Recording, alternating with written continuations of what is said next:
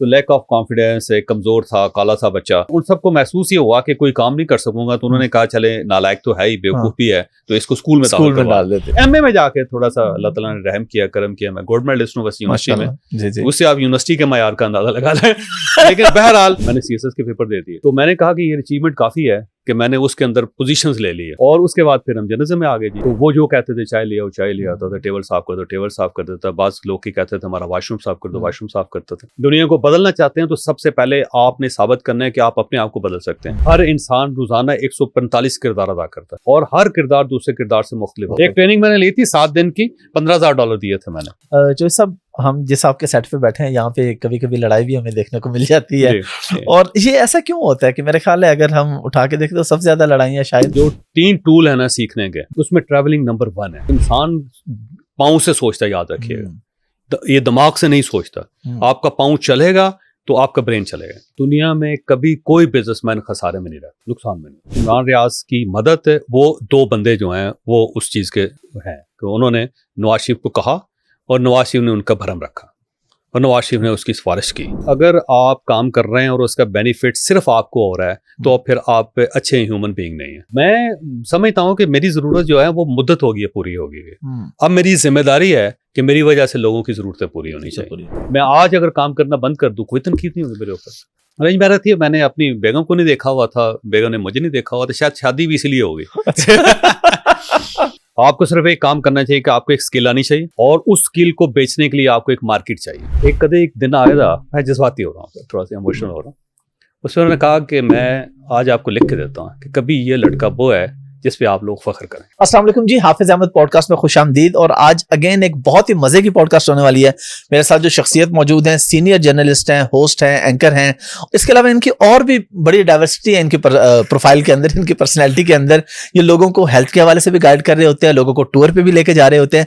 मैंने खुद इनके साथ एक बड़े मजे का टूर किया, इनके बेटे की कंपनी है शुमाइल की, उनके साथ चौधरी साहब भी साथ थे, तो हमने टर्की का टूर किया 2020 में और मेरा वो बड़ा ही जबरदस्त एक्सपीरियंस रहा। आज फिर हम इनके पास आए हैं इस्लामाबाद। इनकी मोहब्बत, शुक्रिया कि इन्होंने हमें टाइम दे दिया है और टाइम भी बड़े शॉर्ट नोटिस पे दिया है। कल इनसे राब्ता हुआ और आज हम इनके पास मौजूद हैं। मेरे साथ मौजूद हैं जनाब जावेद चौधरी साहब। चौधरी साहब, thank you very much for your time. आपका बहुत शुक्रिया, बहुत आपकी मेहरबानी। चौधरी साहब, हम क्योंकि हमारा प्रोफाइल इंटरव्यू होता है तो हम स्टार्ट करेंगे आपके कैरियर से। कैरियर से भी पहले आपका ताल्लुक लोग जानते ही हैं, लेकिन जरा दोबारा याद दहानी हो जाती है। आपका गुजरात से ताल्लुक है, तो जरा थोड़ा डिटेल में बता दें, बचपन, स्कूल, कॉलेज, फिर आगे सफर पे। मैं क्योंकि लाला मूसा के साथ एक छोटा सा गांव है जी, उस गांव से मेरा ताल्लुक है और मैं अपनी फैमिली का पहला बच्चा था जो स्कूल गया था। उससे पहले कोई बंदा स्कूल नहीं गया कभी। और तालीम से हम सबको बड़ा बैर था, बड़ी दुश्मनी थी। हम ये समझते थे कि तालीम कोई खवातीन वाला काम है, मर्दों वाला काम नहीं होता।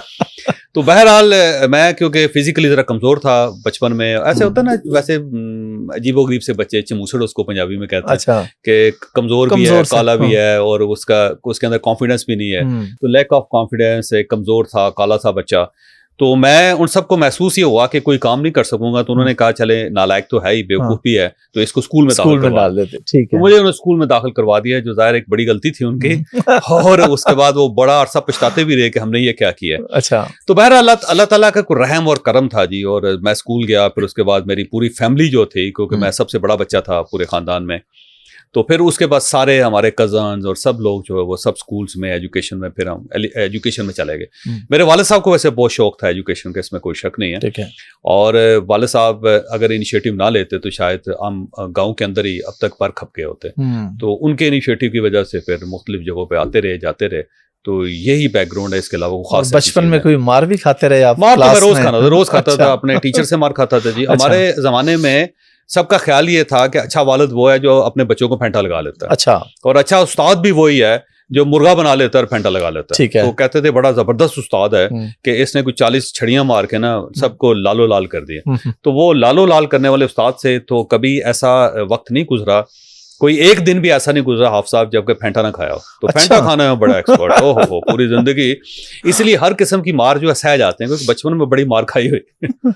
और बच्चों से भी मार खाते थे, क्लास फेलो से। वो भी आपके साथ? मैं कमजोर सा बच्चा था, कॉन्फिडेंस नहीं, सेल्फ जिसका दिल किया उसने लगा दिया। वो फेंटा लगा देते थे। सबसे आखिर में होता था, बैंक बेंचर होता था सबका ये फैसला था पूरी क्लास का कि जो पहले नंबर पे आएगा, दूसरे पे आएगा, तीसरे पे आएगा, इस पे कंपटीशन है, लेकिन जो आखिर में आएगा वो एक मुस्तकिल पोजीशन है जो मोहम्मद जावेद चौधरी को मिलेगी। ठीक है।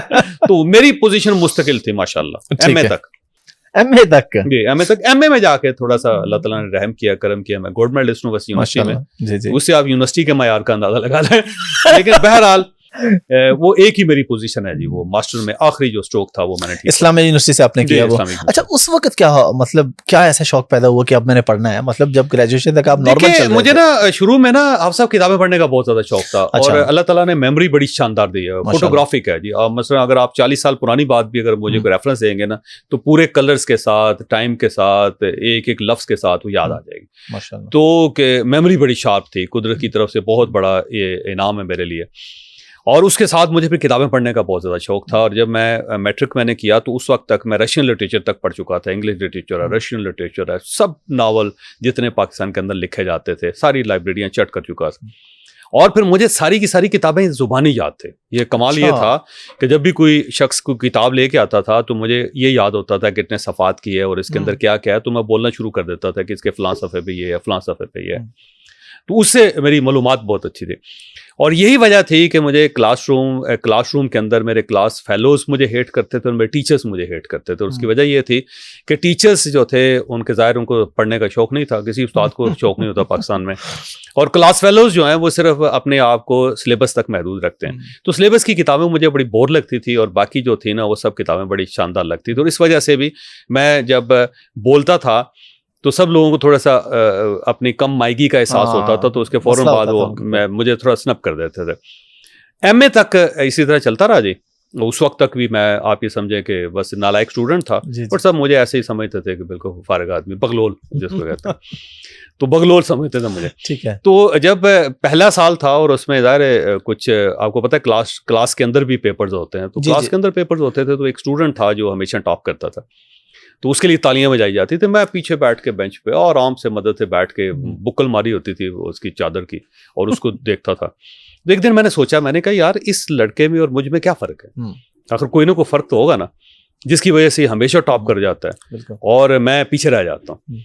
तो उसके बाद मुझे ये फील हुआ कि उसका मसला सिर्फ ये है कि वो सिर्फ टेक्स्ट बुक तक उसने अपने आप को महदूद रखा हुआ है, और मैं अगर कुछ अरसे के लिए सिर्फ अपने आप को टेक्स्ट बुक तक वक्फ कर दूँ तो मैं भी ये काम कर सकता हूँ। तो मैंने इस तरह किया कि सबसे पहले एक साजिश ये की कि मैंने ये पूछा कि जो हमारे पेपर्स होते हैं वो कौन चेक करता है। ठीक है। तो पता चला कि जो जर्नलिज्म डिपार्टमेंट भावलपुर के जो पेपर्स हैं वो पंजाब यूनिवर्सिटी में जाके चेक होते हैं। ठीक है। तो मुझे एक पता ही चल गया कि हमारा जो पेपर्स चेक करने वाले लोग लाहौर में बैठे हुए। ठीक है। तो मैं वहाँ से आप साहब लाहौर आ गया। ठीक है। तो मैं आ गया पंजाब यूनिवर्सिटी आके शफीक जलंधरी साहब होते थे वहाँ पे। ठीक है। उनके पास में गया, मैंने कहा जी मैं भावलपुर से आया हूँ और हमारी जो वहाँ पे डिपार्टमेंट है उसमें कोई अच्छी लाइब्रेरी नहीं है, तो आपके पास लाइब्रेरी बड़ी अच्छी है, तो मैं चाहता हूँ कि मैं यहाँ पे बैठ के लाइब्रेरी में किताबें पढूं। ठीक है। आपकी किताबें, जर्नलिज्म की किताबें। ठीक है। तो आप अगर लाइब्रेरियन से कह देंगे तो मुझे वो किताबें दे दिया करेगा। तो लाइब्रेरियन को उन्होंने कह दिया कि ये लड़का है, जो किताब मांगे दे। ठीक है। तो अगले दिन हफ्सा मैंने फिर किताबें लेनी शुरू कर दी। तो मैं जो किताब खोलता था पता चलता था मैं पहला आदमी हूँ जो उसने इस किताब को खोला है, क्योंकि उस डिपार्टमेंट में किसी आदमी ने कभी किताबें पढ़ी नहीं। किताबें बस बंद पड़ी रही थी, वो बंद पड़ी। और उसकी वजह ये थी कि जितनी किताबें थी वो कोई अमेरिकन एड में ना, यूएस एड की वजह से मिली हुई थी। लेटेस्ट किताबें थी, बड़ी जबरदस्त किस्म की जर्नलिज्म की किताबें, लेकिन किसी ने उसको इस काबिल नहीं समझा उन किताबों को कि वो टीचर पढ़ ले या स्टूडेंट पढ़ ले। तो मैंने इस तरह किया कि मैंने सबसे पहले वो किताबें ली और उसके बाद बैठ के अपने नोट्स बनाए खुद। ठीक है। नोट्स बनाने के बाद मैं शफीक जलंधरी साहब के पास चला गया। मैंने उनको एक पेपर दिखाया, मैंने कहा जी ये पेपर अगर आपके पास आए तो आप कितने नंबर दें।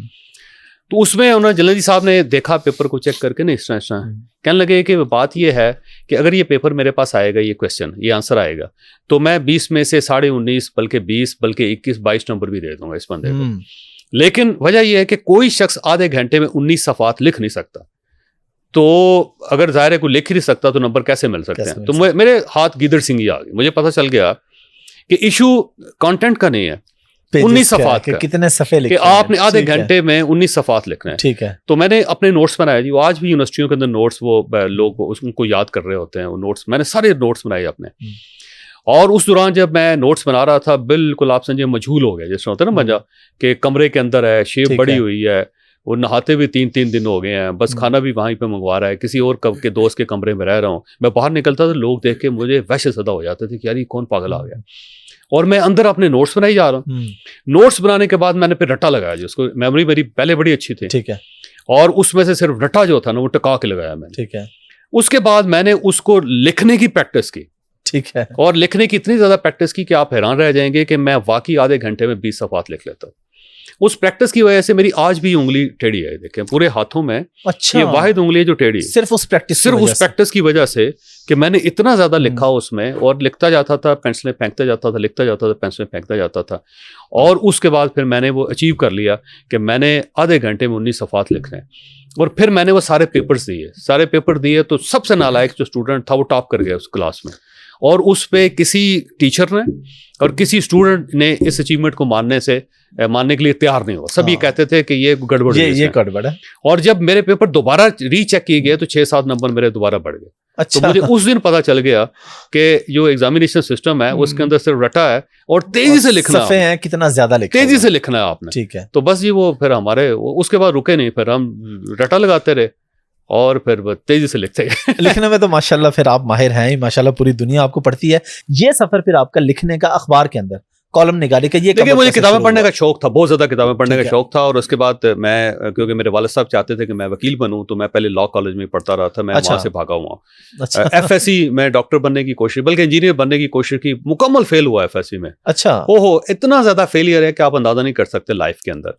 लोगों को मुमन दरख्त नजर आ रहा होता है ना ऊपर, उसके फल भी है, कितनी ज्यादा गहरी जड़ें हैं उसकी, और वो उसके साथ रोजाना क्या हो रहा है, आप इंसान कुछ लोग उसका अंदाजा नहीं कर सकते। तो आपको अचीवमेंट नजर आ रही है, लेकिन उसके पीछे जितनी रियाजत है, जितनी मेहनत है, जो अल्लाह ताला ने मेरे ऊपर रहम और करम किया वो नजर नहीं आता। तो बहरहाल ये था कि किताबें पढ़ने का बहुत ज़्यादा शौक था। वालिद साहब वकील देखना चाहते थे, वो नहीं कर सका। पहले इंजीनियर बनना चाहता था, FSC में फेल हो गया। फिर सब ने कहा कि CSS करो, तो मैंने कहा कि यार CSS कर लेते हैं। तो मैंने CSS के पेपर दे दिए, और जो पेपर थे उसके अंदर मैं ठीक ठाक पोजीशन ले गया, लेकिन मैंने इंटरव्यू नहीं दिया। उसकी वजह ये थी कि मुझे एक खौफ था कि मैं पेपर्स देने में तो एक्सपर्ट हूँ, लेकिन जब मैं सामने जाऊँगा ना तो शायद पोल खुल जाएगा कि यार बड़ा नालायक आदमी। तो मैंने कहा कि ये अचीवमेंट काफ़ी है कि मैंने उसके अंदर पोजीशंस ले ली है, टॉप 10 में आ गया। तो अब इंटरव्यू नहीं करना, वैसे कैसे कहना है, लात मार दी मैंने उसको। ठीक है। तो हमने लात मार दी। ठीक है। और उसके बाद फिर हम जर्नलिज्म में आ गए जी, जर्नलिज्म में आए, और उसके बाद फिर सफ़र स्टार्ट हो गया ये, और आहिस्ता आहिस्ता अल्लाह ने बहुत रहम और करम किया माशाल्लाह। फिर आपका अगला सफ़र एक शुरू होता है। कॉलम तो आप लिख रहे थे, और कॉलम से मैंने स्टार्ट नहीं किया। मैं आम नॉर्मल जर्नलिस्ट, सब एडिटर की हैसियत से, बल्कि नए वक्त में आप ये समझे कि मेरी पोजीशन PN से ज़्यादा नहीं थी। मैं उस जगह से मैंने स्टार्ट किया। 1400 रुपये मेरी तनख्वाह थी 1992 में। और वो मजीद निज़ामी साहब ने जब मुझे रखा तो उन्होंने कहा कि हम 1200 रुपया देते होते हैं ट्रेनी को, लेकिन आप क्योंकि गोल्ड मेडलिस्ट हैं तो आपको 200 रुपये एक्स्ट्रा मिलना। ठीक है। 1400 रुपये से, और सबसे जूनियर आदमी, मेरा काम ये होता था कि अपने सीनियर्स की खिदमत करनी है, बस उनकी झड़कियाँ खानी है, उनकी खिदमत करनी है। तो वो जो कहते थे चाय ले आओ, चाय ले आता था, टेबल साफ कर दो, टेबल साफ कर देता। बाज़ लोग की कहते थे हमारा वाशरूम साफ कर दो, वाशरूम साफ करता था, और प्रूफ पढ़ता था। तो ये मेरा काम था जी। सबसे गोल्ड मेडल लेने के बाद भी आप ये कर रहे थे? क्योंकि मैं एक प्रोफेशन में आ गया था जी, तो अब उससे नाकाम तो वापस नहीं जाना, क्योंकि वो पेपर्स देखे ना मुझे पता चल गया था कि पीछे नहीं हटना होता। वैसा मसला नहीं है कोई दुनिया में कोई रॉकेट साइंस नहीं है, और आप करते रहेंगे, कभी ना कभी आप ठीक भी कर लें। बिल्कुल। और ये मेरी ज़िंदगी का सारा है जी मकसद, कि आप बगैर किसी के देखे हुए कि लोग आपको क्या कह रहे हैं। बस पिछले दिनों जब हमने ऑर्गेनिकल्स लॉन्च किया ना, जो उसके अंदर एक प्रोडक्ट थे मर्दाना, वो बड़ी ही बदनाम हुई और इतने ज़्यादा मीम्स बने उसमें। मेरे सारे दोस्त, मेरी फैमिली, सब लोगों ने कहा कि यार ये तूने क्या झक मारी। तो उसका जवाब मैंने सिंपल ये दिया, और मैं आपको भी दे रहा हूँ, कि कोई काम अगर आप करते हैं, कोई एक प्रोडक्ट करते हैं, अगर आप खुद उसको ऑन नहीं कर सकते तो आपकी टीम उसे ऑन नहीं करेगी। बिल्कुल। तो मैंने जब देखा कि मैं कर रही है, एक बना लिया है जाहिद अरफान के साथ मिलके, तो मुझे ये पता था कि अगर मैं इसको ऑन नहीं करूंगा तो कोई शख्स इसको ऑन नहीं करेगा। बिल्कुल। तो सबसे पहले वीडियो मैंने बनाई इसके, ठीक है, सामने खड़े होके। बहुत ज्यादा मीम्स बने यहाँ पे, सामने खड़े होके शुरू कर दी है, सामने खड़े होके, क्योंकि वजह यह है कि तनकीद मेरे ऊपर जिंदगी में इतनी ज्यादा हुई है आप साहब कि अब मैं यूज्ड टू हो गया। बचपन से लेके अब तक कोई ऐसा दिन नहीं गुजरा कि जब लोगों ने मुझे क्रिटिसाइज ना किया हो, जब लोगों ने मुझे बुरा भला ना कहा हो, जब लोगों ने मेरा रास्ता रोकने की कोशिश ना की हो, जब लोगों ने मुझे गुमराह करने की, धक्का देने की कोशिश ना की हो। तो जब इतने धक्के खाने के बाद, इतने एडजस्ट करने के बाद आप आगे बढ़ रहे हैं, तो फिर इंसान का वो खौफ खत्म हो जाता है। तो मेरा वो खौफ खत्म हो गया। तो मैं एक लीगल काम कर रहा हूँ, पाकिस्तान में पहली मर्तबा फूड्स के ऊपर काम हो रहा है और हमारे साथ इतने लोग जुड़े हुए हैं और उसके अंदर इतनी सी चीज़ें, हम ये कहते हैं कि मेडिसिन छोड़ दें कि दवाइयाँ आपको बीमार करती हैं। अगर आपने अपने आप को सेहतमंद रखना है तो सिर्फ फूड पे जाएं, क्योंकि दुनिया में फूड पहली मेडिसिन थे। जब आप बीमार हुए थे तो फूड से ठीक हुए थे और हमारी तमाम बीमारियां बुरी फूड खाने से होती हैं। बिल्कुल। और उनका सारा क्योर जो है सिर्फ प्योर फूड खाने से ठीक होता है, ऑर्गेनिक फूड से, ऑर्गेनिक से। तो हमने ऑर्गेनिकल के नाम से वो ब्रांड बनाया, माशाल्लाह इतना अच्छा चल रहा है, उसके अंदर बहुत सारी प्रोडक्ट हैं। बल्कि वो नीचे आपके पास आ भी रहा होगा, आप लोग जरूर उसको विजिट करें और देखें। अच्छा, जो ये सब कॉलम निगारी से अगला सफर, आपके अंदर कॉन्फिडेंस था नहीं, फिर आप होस्टिंग में कैसे आ गए और माशाल्लाह बड़े जबरदस्त। तो इस पे कितने, देखिए सिंपल सी बात है सर कि अगर इंसान अपने आप को नहीं बदल सकता, दुनिया में किसी चीज को नहीं बदल सकता। वाह। और मैं अक्सर लोग कहते हैं ना कि इस्लाम नाफज होना चाहिए, मैं ये कहता हूँ सबसे पहले इस्लाम आपके 6 फुट कद पे होगा। अगर 6 फुट कद पे इस्लाम नाफज नहीं हो सकता, दुनिया में किसी जगह नाफज नहीं हो सकता। दुनिया को बदलना चाहते हैं तो सबसे पहले आपने साबित करना है कि आप अपने आप को बदल सकते हैं। अगर आप अपने आप को बदल सकते हैं, दुनिया में हर चीज को बदल सकते हैं। तो मेरी जितनी भी खामियां थी मैं उनके साथ लड़ा हूं। ठीक है। मैं आज भी उसके साथ लड़ता हूँ। ठीक है। मैं उसको उस वक्त तक तस्लीम नहीं करूंगा जब तक मैं उसको रीशेप नहीं करूंगा, चेंज नहीं करूंगा। ठीक है। तो बहुत सारी चीजें थी, मुझे लिखना नहीं आता था, मैंने लिखना सीखा। फिर मुझे बोलना नहीं आता था, मैंने बोलना सीखा। फिर मैं टेलीविजन में कैमरा शाये हूँ, मैं कैमरे को सामने देख के बात नहीं कर सकता, मैंने वो सीखा कि कैमरे को आपने फेस कैसे करना है। पब्लिक स्पीकिंग नहीं मुझे आती थी, फिर मैंने पब्लिक स्पीकिंग सीखी। तो हर वो चीज़ जो है वो सीखी। वो रसूलुल्लाह सल्लल्लाहु अलैहि वसल्लम का फरमान है ना कि अगर आपका आज का दिन पिछले दिन से बेहतर नहीं है तो आप हलाक हो गए। तो आपने जो भी करना है जिंदगी के अंदर, आपका आने वाला दिन पिछले दिन से बेहतर होना चाहिए। आप फाइट करें, अपनी खामियों के साथ फाइट करें और ये सोचे बगैर कि लोग क्या कह रहे हैं। अगर आप ये सोचते रहेंगे कि लोग क्या कहेंगे तो फिर आप दुनिया में किसी जगह नहीं जा सकते, फिर आप अपने बिस्तर से बाहर नहीं निकल सकते। क्योंकि अगर आप पूछेंगे ना लोगों से कि क्या मैं बिस्तर से बाहर निकल हूँ, आधी दुनिया कहेगी खबरदार ना निकलना। हाँ बिल्कुल ना निकलना, बाहर बड़े हालात खराब हैं। तो आपने दुनिया से फाइट करना है, अपनी खामियों से फाइट करना है, तो अल्टीमेटली आप बाहर आ जाते हैं। तो मेरी सक्सेस का यही एक प्रिंसिपल है कि मैं फाइट करता रहता हूँ, फाइटर, पीछे नहीं हटता। और शुरू में आपको कुछ मुश्किलात का सामना भी करना सर? आज भी मुश्किलात तो आखिरी दिन तक नहीं, स्क्रीन की मैं बात करूं, जब आप आज भी मैं जब शो किया तो फंबल किए हैं सारे। अच्छा, रेगुलर है ये, बिल्कुल ऐसे जैसे आप फुटबॉलर से कहें कि जब आप शॉट लगाते हैं तो आपके पाँव में मोच तो नहीं आती, या क्रिकेटर से कहें कि आपको 15 साल हो गए हैं तो अब बॉल फेंकते हुए आपका जॉइंट क्यों निकल जाता है, अब तो आपको फ्रैक्चर नहीं होना चाहिए। तो होता है जी। या बॉक्सर है, उसे कहते हैं कि 20 साल से आप बॉक्सिंग कर रहे हैं, अब तो आपकी नाक जख्मी नहीं होनी चाहिए। तो होती है, पार्ट ऑफ गेम है। अगर आपको गेम कर रहे हैं तो उसके अंदर ये चीजें होंगी। तो रोज होता है जी, रोज छक मारते हैं, रोज गलत करते हैं, लगे रहे। अभी आपने एक बात की थी कि आपके अंदर पब्लिक स्पीकिंग आप नहीं कर सकते थे, और हमारे को भी कुछ दोस्तों ने आपके सेशंस लिए, हम देखते हैं कि अब आप लोगों को बता रहे होते हैं। तो ये आपको क्यों ख्याल है, आपने क्यों ये शुरू किया? आपके डिफरेंट शहरों में सेशंस होते हैं, सीखना है ना, किस मकसद के लिए होते हैं, और लोग आपसे क्या क्या सीख सकते हैं? आपको फ्रेंच आती है? नहीं आती ना। और अगर आपने फ्रेंच बोलनी हो तो क्या करेंगे आप? सीखनी पड़ेगी। सीखेंगे। तो हर चीज सीखी है, पब्लिक स्पीकिंग सीखी है। जैसे हमारा जो ब्रांड है ना माइंड चेंजर, जो माइंड चेंजर जिसमें हम सेशंस करते हैं, पब्लिक सेशंस करते हैं, पब्लिक के वाले से मैं बात कर रहा हूं, और इसके अलावा पर्सनल सेशंस करते हैं उसमें साथ। तो वो देखें पूरी फील्ड डेवलप की हमने आहिस्ता आहिस्ता, क्योंकि उसकी वजह ये है कि मुझे खुद ट्रेनिंग लेने का शौक था। मैं ट्रेनिंग लेता गया, उसके बाद हम खुद ट्रेनर बनते गए आहिस्ता आहिस्ता। वो बिल्कुल एक टोटल एक सेपरेट आदमी है। तो एक और चीज़ है, मतलब लोग बहुत सारे लोग दोस्त कहते हैं कि आपने इतने ज़्यादा काम छेड़े हुए, तो क्यों? मैंने कहा जी मैं अपनी पर्सनैलिटी को मैंने स्लाइस किया हुआ है, मुख्तलिफ स्लाइसेज हैं। मसलन आप है ना, आप रोजाना 145 लोगों का करैक्टर अदा करते हैं। आप हर इंसान रोजाना 145 किरदार अदा करता है, ठीक है, और हर किरदार दूसरे किरदार से मुख्तलिफ होता है। मसलन आप बेटे हैं और वालदा के बेटे हैं और वालिद के बेटे हैं, दोनों अलग रिलेशन है। तो एक हाफिज साहब जो हैं वो एक बेटा है बाप का और एक बेटा माँ का। दो करैक्टर हैं। जो करैक्टर आप बाप के साथ निभा रहे होते हैं वो माँ के साथ नहीं निभाते, बिल्कुल। जो माँ के साथ निभा रहे होते हैं वो बाप के साथ नहीं निभा रहे होते। दूसरा, आप खामद हैं और जो खामद का किरदार होता है वो टोटल डिफरेंट है, अब एक बेटे का। फिर आप बाप हैं, बिल्कुल, और बाप का किरदार जो होता है टोटल मुख्तलिफ होता है। फिर आप दोस्त हैं उसका अपने। आप सिर्फ अगर दफ्तर में चले जाएं तो ऑफिस के अंदर आपके करैक्टर्स हैं कि आप मुलाजिम भी हैं और आप बॉस भी हैं, आप अकाउंटेंट भी हैं और आप टी बॉय भी हैं, और आप आर्किटेक्ट भी। 145 किरदार होते हैं। जब आप गाड़ी चला रहे होते हैं आप ड्राइवर होते हैं, फुल ड्राइवर होते हैं आप। आप में और एक प्रॉपर प्रोफेशनल ड्राइवर में कोई फर्क नहीं कोई होता। डिफरेंस नहीं, बिल्कुल। और जब आप खाना पका रहे होते हैं तो आप में और कुक में कोई फर्क नहीं होता, एक टोटल डिफरेंट पर्सनालिटी होती है। तो 145 पर्सनालिटीज को एक आम आदमी लेके चल रहा होता है जिंदगी में। तो 145 पर्सनालिटीज में से मैंने 7 पर्सनालिटीज प्रोफेशनल बना के उनको अलग अलग कर लिया। तो 7 प्रोफेशनल मिल के जावेद चौधरी बनता है। एक वो है जो टेलीविजन स्क्रीन के सामने, ये टोटल मुख्तलिफ है जो कॉलम लिख रहा है बंदा। ठीक है। यानी कॉलम अगर आप पढ़ेंगे, टीवी पे देखेंगे, आपको जमीन आसमान का फर्क नजर आएगा, क्योंकि 2 मुख्तलिफ लोग हैं वो। बिल्कुल। और अगर आप दूसरा एक कॉलमिस्ट है, वो कॉलमिस्ट जो है ना सिर्फ कॉलम लिखते हुए उभरता है, उस वक्त उठता है। जो ही कॉलम खत्म होता है वो पर्सनालिटी खत्म हो जाती है, वो शेल्फ में चले जाते हैं।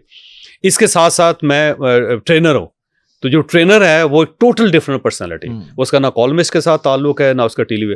अगर आपने सेशंस हमारे अटेंड किए हुए तो मैं वहाँ पे आपको पता होगा, मैं कहता हूँ टीवी की बात ना करें, उसकी कॉलम की कोई बात ना करें, मैं ट्रेनर हूँ, सिंपल। इसके साथ ट्रैवलर हूँ मैं, जो मतलब हमारी जो आईबेक्स कंपनी है, जी जी, उसमें तो हमने आपके साथ ट्रैवल भी किया है। टोटल एक मुख्तलिफ है सारा। फिर ऑर्गेनिकल्स हम काम कर रहे हैं, टोटल एक मुख्तलिफ आदमी। हमारे यूट्यूब चैनल्स हैं, टोटल एक मुख्तलिफ आदमी। तो इस तरह 6, 7, 8 इस तरह हमारा इसके अंदर सोशल मीडिया का काम है, टोटल मुख्तलिफ। तो हर चीज़ जो मतलब आर्किटेक्चर का बड़ा मुझे शौक है, मैंने बाकायदा सीखा है। मैं मतलब तरखानों में लकड़ी का घर बना सकता हूँ, मैंने लकड़ी का घर बनाया, मैं सीख के आया हूँ पोलैंड और लिथुआनिया से।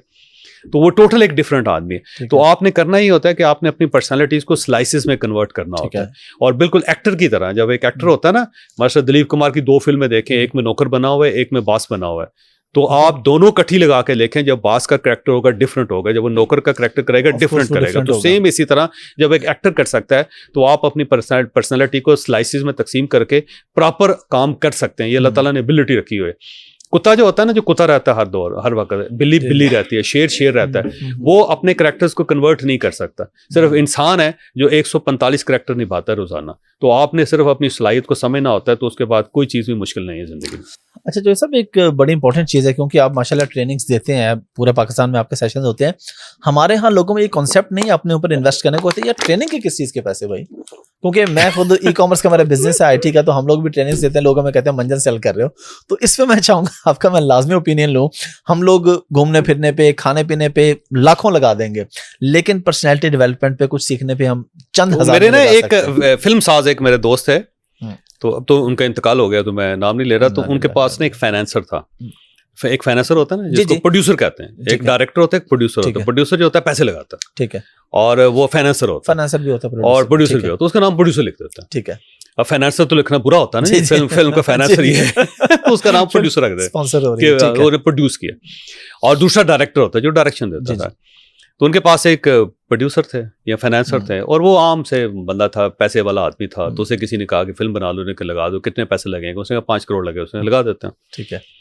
अब उसने कहा कि शूटिंग है ना वो मैं देखूंगा सारा, ठीक है। तो उसने देखा कि एक हीरो है, एक हीरोइन है, और उसके बाद शाम को चेक दे रहे हैं। अब चेक दे रहे हैं तो उसने दोनों चेक देखे, एक हीरोइन का चेक है, फिर एक उसका चेक है हीरो का। तो उसने कहा हीरो को क्यों दे रहे हो पैसे आप लोग? अच्छा। तो उसने कहा जी क्या मतलब? कहते हैं कभी सांड ने भी पैसे लिए। तो सांड है, ये तो मुफ्त काम करना चाहिए, ठीक है।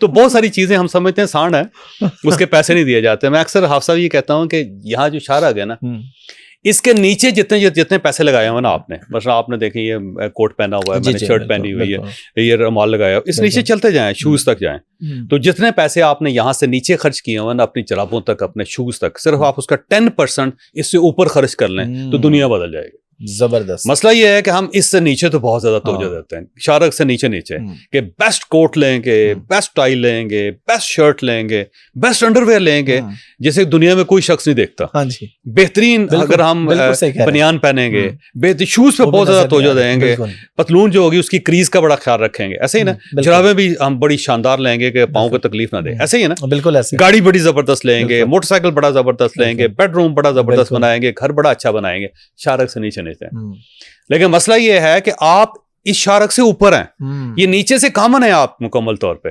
मसला आप में और मुझ में क्या फर्क है? हर चीज वही, 2 आंखें, वही एक नाक, वही होंठ, वही कान, दाढ़ी आपने भी रखी है, मैंने भी रख ली है, और वही 2 बाजू, कोई चीज फर्क नहीं है। यहाँ तो आपकी 18 उंगलियां ना, मुझे बताएं तो ये देखना, कोई फर्क नहीं है। बाल आपके भी गिरे हुए, मेरे भी गिर रहे हैं, कोई फर्क नहीं है उसमें, ठीक है। लेकिन अगर कोई चीज फर्क है तो यहाँ इस जगह पे, अगर आपने इस जगह पे ज्यादा पैसा खर्च किया है तो आप मुझसे बेहतर है। मैंने अगर यहाँ पे पैसे कम खर्च किए हैं, कम एफर्ट किए हैं, मैं आपसे कम तर हूँ।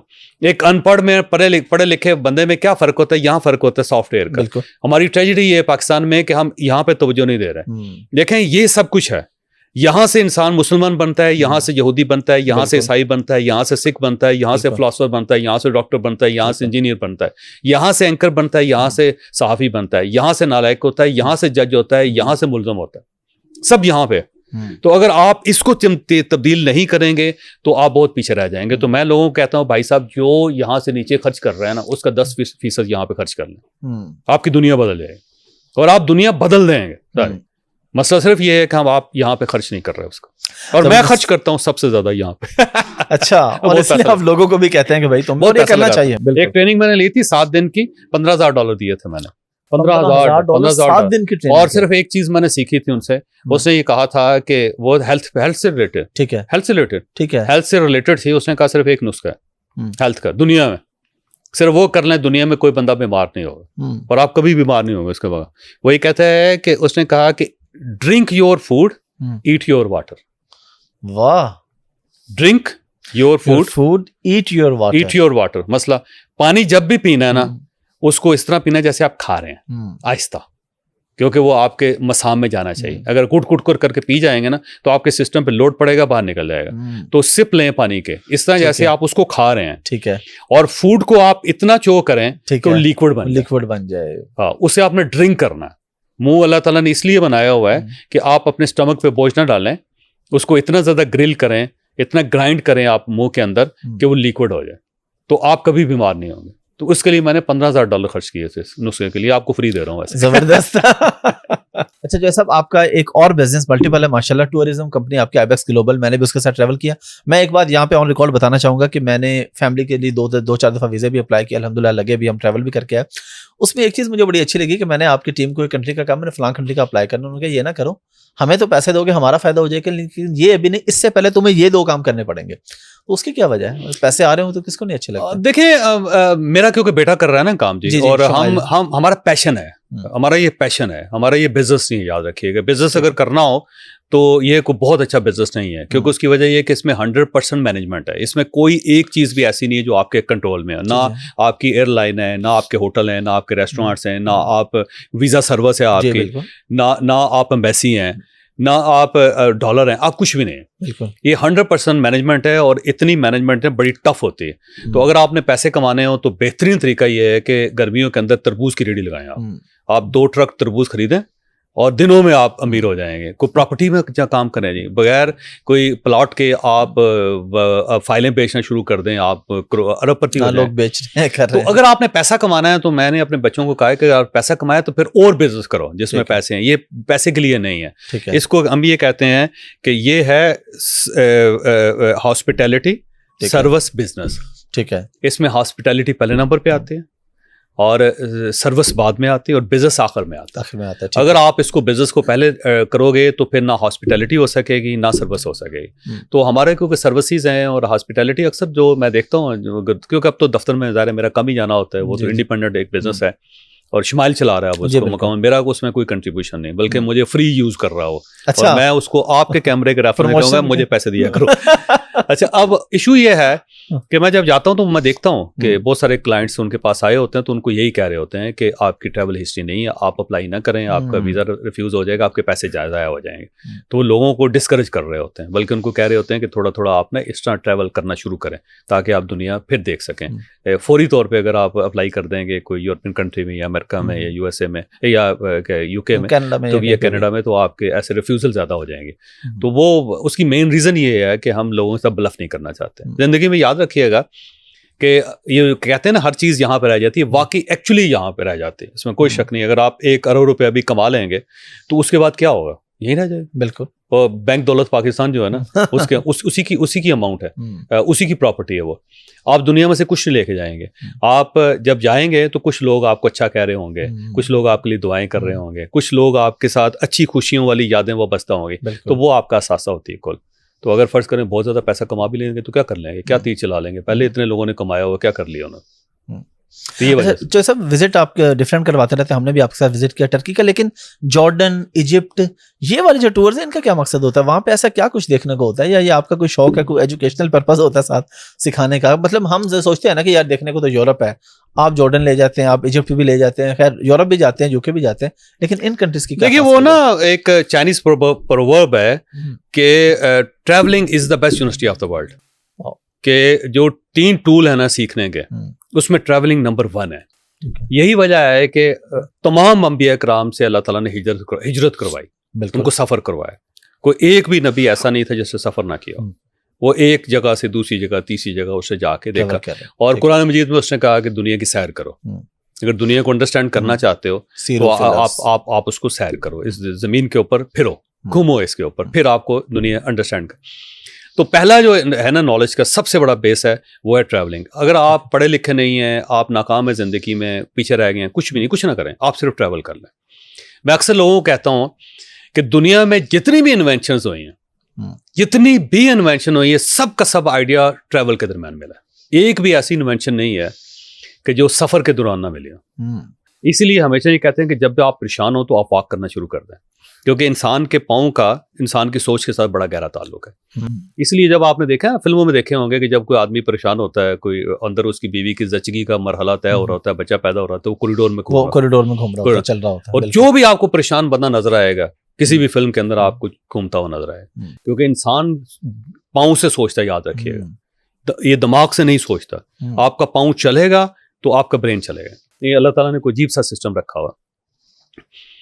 तो मैं अक्सर लोगों को कहता हूं कि आप किसी भी परेशानी में मुब्तला हो, आपको कोई भी इशू हो, तो आप कुछ ना करें, आप सिर्फ ट्रैवल करें, आपको उसका हल मिल जाएगा। ठीक है। आप आज मैं देखिएगा, आप किसी बिजनेसमैन से पूछें कि आप कैसे कामयाब हो, वो कहेगा यार मैं जा रहा था एक जगह पे, मेरे साथ एक मुसाफिर बैठा हुआ था, उसने मुझे कहा कि, मसलन मैं आपको बताता हूँ, एक यहाँ पे पाकिस्तान में ना एक इंश्योरेंस कंपनी है, ठीक है, बहुत बड़ी इंश्योरेंस कंपनी, उसका मालिक जो ना मेरे पास पिछले दिनों आया, उससे एक बड़ी मजे की कहानी सुनाई। उसने कहने लगा जी मैं बहुत ज्यादा परेशान था, इतना ज्यादा परेशान था, मुझे यकीन था कि मेरा बिजनेस खत्म हो रहा है। मैं कराची आ रहा था, कहने लगा, मैं वहाँ फ्लाइट में बैठा हुआ था, तो मेरे साथ एक साहब बैठे हुए थे, तो उन्होंने कहा कि बेटा मुझे आप परेशान लग रहे हो, क्या हुआ है?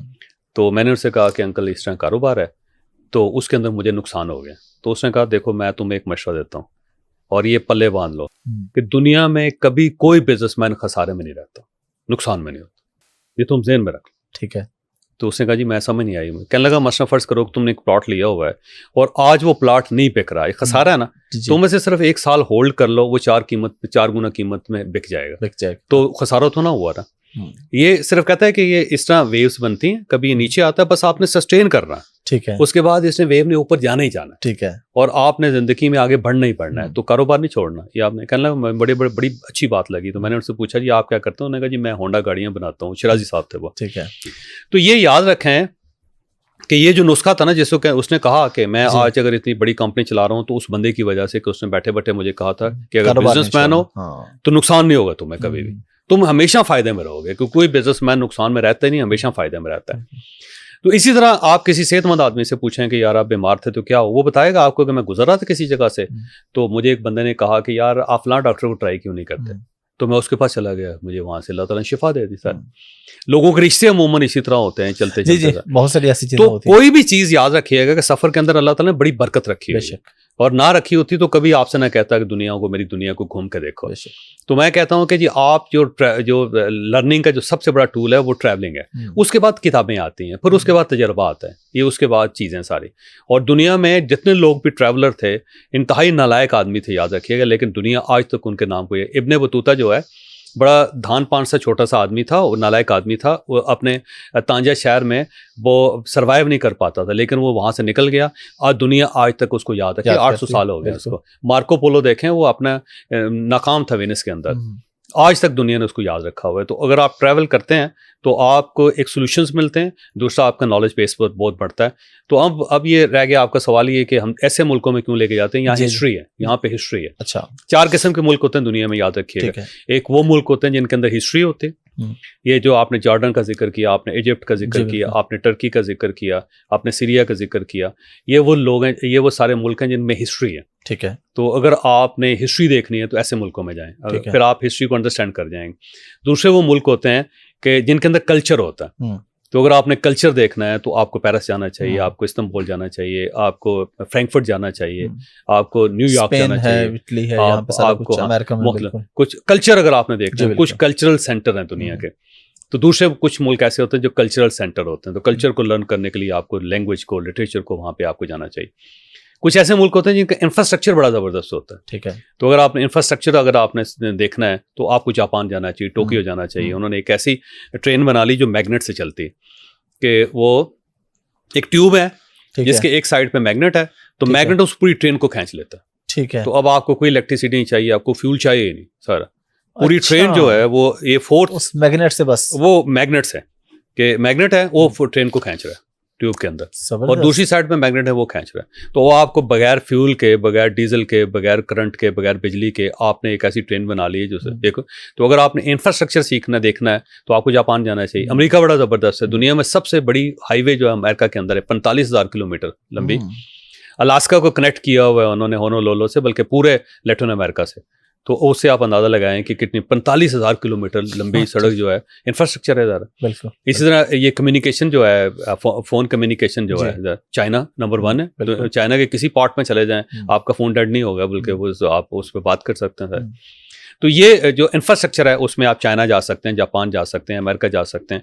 जैसे यूरोप के कुछ मुल्क हैं, जर्मनी इंफ्रास्ट्रक्चर में बड़ा आगे है बहुत, तो वो आप कर सकते हैं। और चौथा जो होता है एनवायरनमेंट होता है, कुछ मुल्कों के एनवायरनमेंट बड़े अच्छे होते हैं। बस न्यूजीलैंड है, स्विट्जरलैंड है, नॉर्वे है, ये एनवायरमेंटल जो बड़े खूबसूरत मुल्क हैं। बिल्कुल। तो अगर आपने ब्यूटी देखनी, नेचुरल ब्यूटी देखनी है तो कुछ, तो ये 4 हिस्सों में डिवाइडेड है। इसलिए हमारे जो ग्रुप्स होते हैं ना जी, वो हम हिस्ट्री में भी लेके जाते हैं, उनको कल्चर में भी लेके जाते हैं, इंफ्रास्ट्रक्चर में दिखाते हैं, एनवायरनमेंट में भी लेके जाते हैं। जो सब हम जिस आपके सेट पे बैठे हैं यहाँ पे, कभी कभी लड़ाई भी हमें देखने को मिल जाती है।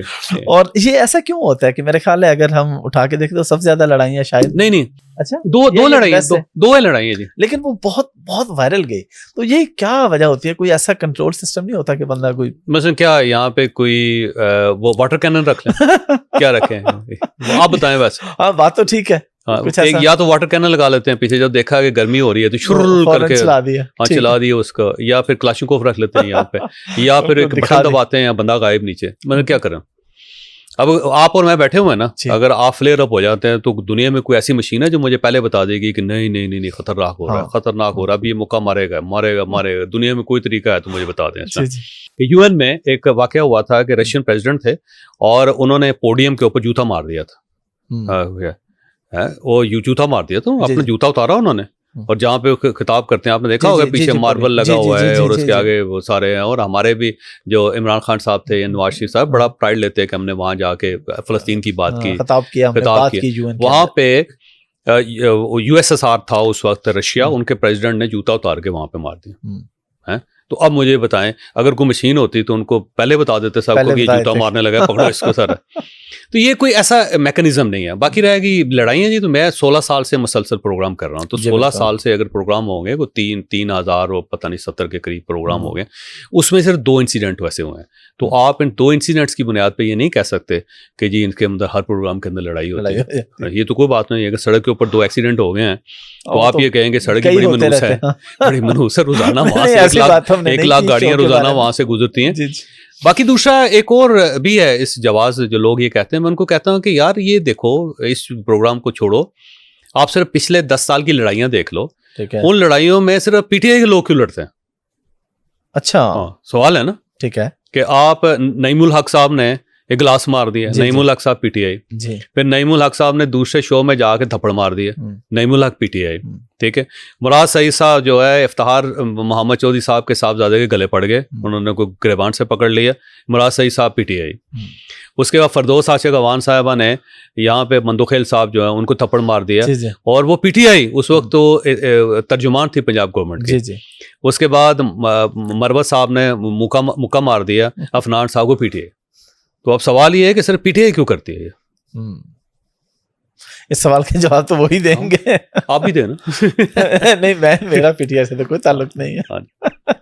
अच्छा, अभी रिसेंटली आपने एक बात की थी, सीनियर साफी इमरान रियाज खान वापस आए, तो आपने कहा कि वो मियां नवाज शरीफ साहब का उसमें बड़ा किरदार है, वो बिल्कुल उनकी है। वजह से वापस आए। बिल्कुल उस पे accurate। मैं जरा आपसे पूछना चाहूंगा कि मियां साहब के इसमें क्या इस चीज रोल है? को वैसे कोई नहीं मानता, ठीक है। इस चीज को ना उनकी फैमिली मानती, हम्म, बल्कि उन्होंने ठीक ठाक मेरी मजम्मत की। उन्होंने कहा जी कि आप ना मियां नवाज शरीफ को प्रमोट कर रहा, ठीक है।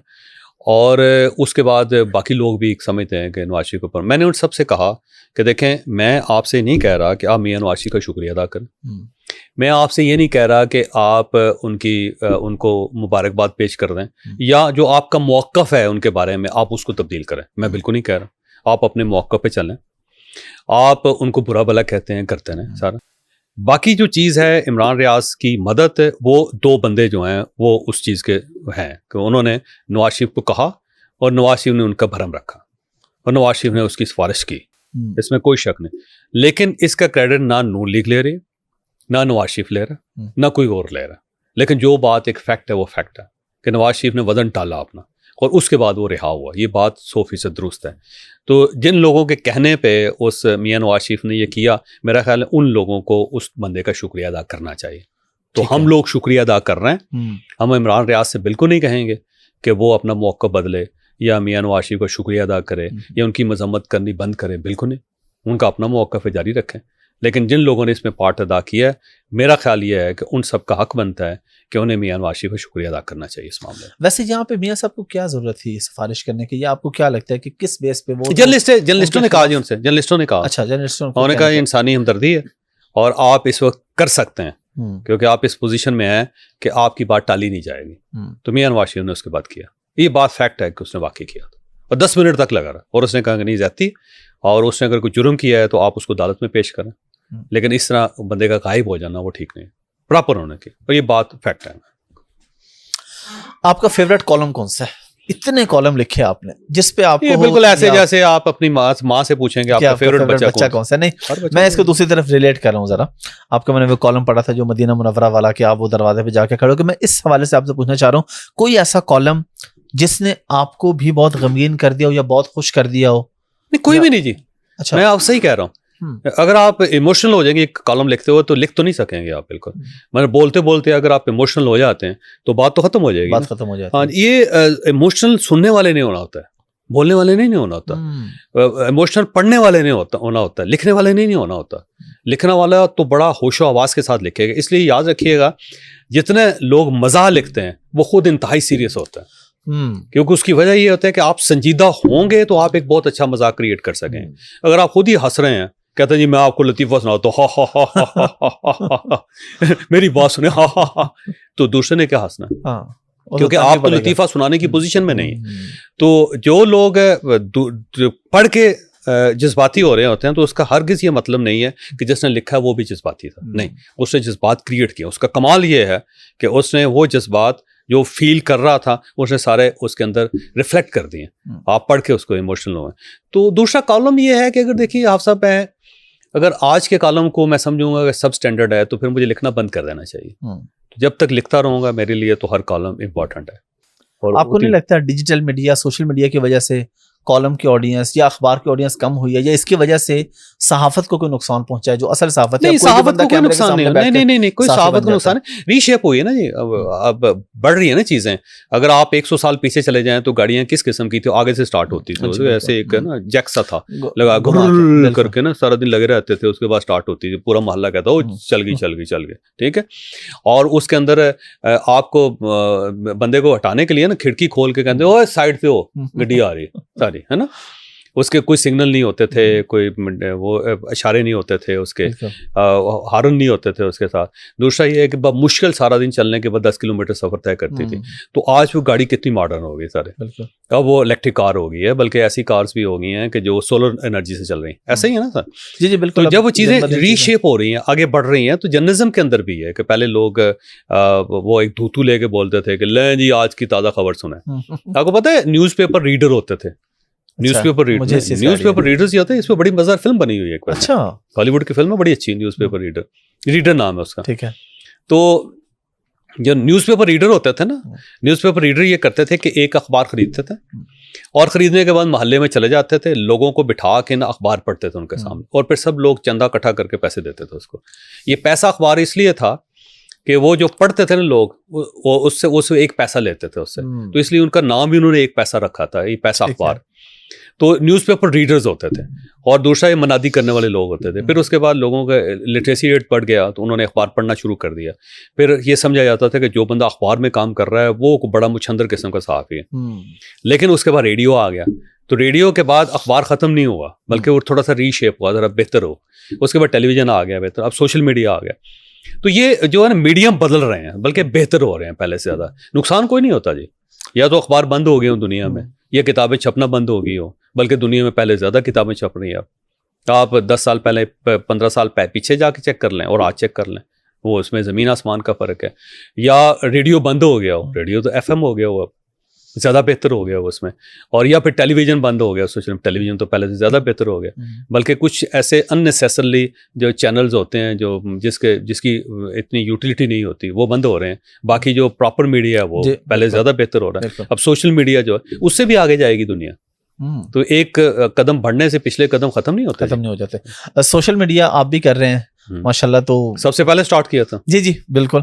और कितने पैसे आ जाते हैं सोशल मीडिया से? या अगर हम इसको चले पैसे ना पूछे आपसे, नहीं आप पूछे, क्यों नहीं पूछते आप? बाकी अच्छा चलें बताएं, कोई शर्माने वाली कौन सी बात है बस। या बाकी बिजनेसेस की निस्बत सोशल मीडिया से ज्यादा पैसे आते हैं या किसी और काम से? अच्छा, मेरा मॉडल जरा मुख्तलिफ है जी, मेरा आपसा मॉडल मुख्तलिफ है। मेरा मैं ये समझता हूँ कि अगर आप काम कर रहे हैं और उसका बेनिफिट सिर्फ आपको हो रहा है, तो फिर आप अच्छे ह्यूमन बीइंग नहीं है। ठीक है, मैं ये समझता हूँ मेरी जिम्मेदारी है कि अगर मैं अफोर्ड कर सकता हूँ तो मैं मैक्सिमम लोगों को शेयर मिलना चाहिए, ताकि लोगों के घर चलें, बच्चों की तालीम हो, और लोगों को दवाइयाँ मिलें सारे। ठीक है।